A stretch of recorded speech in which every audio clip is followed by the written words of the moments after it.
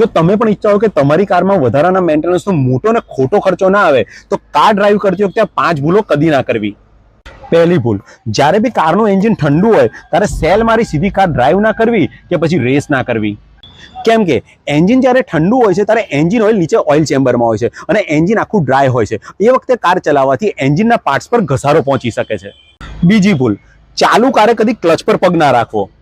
કેમ કે આનાથી કારની એવરેજ ઘટે છે અને ટૂંક જ સમયમાં તમારા કારના ક્લચ પ્લેટ અને પ્રેશર પ્લેટનો મોટો ખર્ચો આવી શકે છે. ત્રીજી ભૂલ, સ્ટીયરિંગને ફૂલ ટર્ન કરીને એ જ પોઝિશનમાં પકડીને કદી ના રાખવું. કેમ કે આનાથી પાવર સ્ટીરિંગ ઇલેક્ટ્રોનિક હોય કે હાઇડ્રોલિક હોય, મોટર પર લોડ પડે છે અને પાવર સ્ટીરિંગ બગડવાના ચાન્સીસ વધી જાય છે. ચોથી ભૂલ, કાર ચલાવતી વખતે ગિયર નોબ પર હાથ રાખી તેનો આર્મરેસ્ટ તરીકે યુઝ કરવો. કેમ કે આનાથી સિંક્રોનાઇઝ પર લોડ પડે છે અને ગિયરબોક્સ જવાના પૂરા ચાન્સીસ છે. પાંચમી ભૂલ, લો ફ્યુલમાં કાર ચલાવી પૈસા બચાવવાની માનસિકતા રાખવી.